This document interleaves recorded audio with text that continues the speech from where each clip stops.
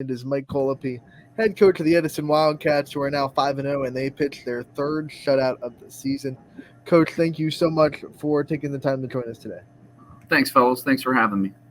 Coach, just to start with this impressive start to the season, 5-0. But the defense is one thing I really want to highlight. You guys have allowed 18 points defensively this season. What are your takeaways from the defense? And I'm sure you got to be pleased with what you've seen on that front. Well, our kids are playing extremely hard. I think we're playing physical. There's still, as a coach, there's still areas that we need to improve upon. But the effort is there. I believe we're getting to the football, and I feel like our kids are taking, every yard personal that we give up. There's just a lot of pride in our defense, which, anytime you got guys that are playing hard and that take things personal on the defensive side, it's a really good thing. And you talk about pride in that defense. Is there an extra sense of pride for pitching shutouts? Because we see a lot of teams have really good defenses, and there are a lot of teams in the area that, are beating teams by a lot, but there aren't a lot of teams that have 3 shutouts. So is there like an added bonus for your players that hey, not only do we want to beat these teams, we want to make sure that no points get scored on us, no matter who's out there on the field on defense? Well, definitely. You never want to give up any points. But as the season goes on, a coaching friend of mine told me, you're going to give up a drive, at least one drive a game, no matter who you play. It's what you do within that drive, and we have about every game we've the team has drove the field on us, whether they scored or whether we stopped them. Our philosophy is just keep getting back in the huddle. Our kids have done that. We want teams to be able to drive the length of the field on us, not give up any big plays, which for the most part we have. And I think it's a credit to a lot of our young guys because, for a good part of our first 5 games, they've come into the game, with us being in the lead, and they haven't given up any points either. Coach, you guys got the win last night, but it also allows you to have the opportunity to do a little bit of scouting of your opponent for next week, too. Of course, Toronto going to be in action this week. We, of course, know the boys need their rest after a nice win like this, but I'm sure you're already thinking about that next week opponent. What are some of the things you're thinking about heading into that matchup with Toronto, who currently is 4-0?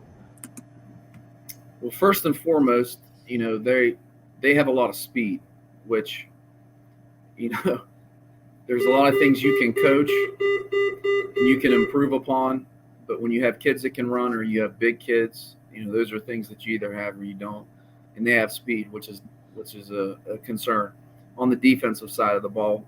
For us, they run a lot of multiple offensive sets. They like to get their guys that can make plays the ball, and as I said, they have speed, so. That's definitely a concern. Defensively, they're very aggressive. They like to bring pressure. They have a lot of bigger players that I believe are getting, a lot of Division I looks. So that's something that, when you have players like that, that you're playing against, you have to make sure that, your kids know that not that they already don't know, but, it's something that, you get excited for, but at the same time, like you said, at the end of last night, we weren't there very, very long in the locker room, and we already started, talking about Toronto. Yeah, as good as your defense is playing, your offense is putting in work too. Gage Klein had a great night last night, 4 total touchdowns, 3 in the air, 1 on the ground. What have you seen from him in this offense that have really made you proud of their growth this year? Well, I think it starts up front with our offensive line. Our offensive line has done a really good job. They're very tight-knit group of kids. They take a lot of pride in what they have to do. They realize that, anybody that's ever played offensive line, there's no glory in it. You're not going to get your name in the paper or anything like that. And I think our wide receivers have done a really good job of doing what we ask them to do, whether it's block, route running. And I think Gage is really given us steady leadership. And, our offensive coaches, Coach Piro, who's our offensive coordinator, Coach Fogel, and Coach Marcino are our line coaches, and Coach Nolan Marcus, who has the receivers. I think they've done a good job with their individual positions. Coach Angelini's done a good job with our running backs. Football's a team game, and it's never just one person. Whether it's a player or as a coach, I think collectively we've all worked really well together. I know you, like most coaches, always want to look on what you guys can improve on, even with riding the highs of a 5-0 start. So, in looking at these first 5 weeks midway through the season, what are some improvements that you think need to be had going into the second half of the season? Penalties. We've had a lot of penalties, and those are things as a coach they bug you. Usually when you're committing penalties, it's a fundamental thing. Whether it's blocking or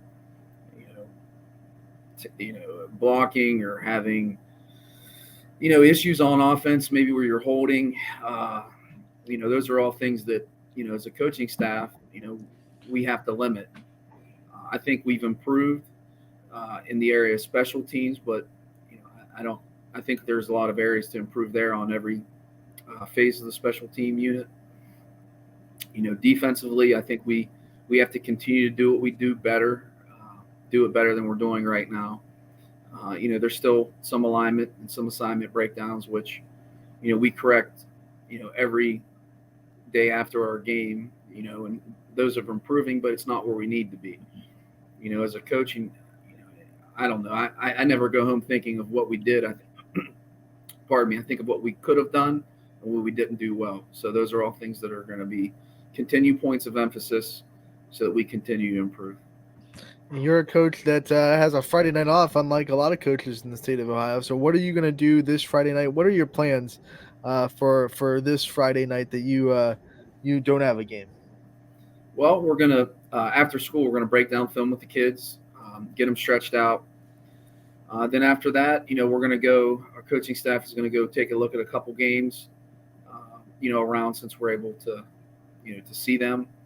And then tomorrow, get back in it. Coaches will come in, get our game plan ready for week 6, make sure we have all our ducks in a row so we can hit the ground running on Monday.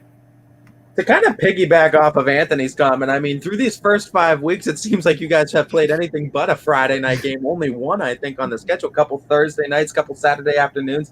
Do you think there's going to be an added benefit the second half of the season, having a little bit more consistency playing? It looks like strictly Friday night games now.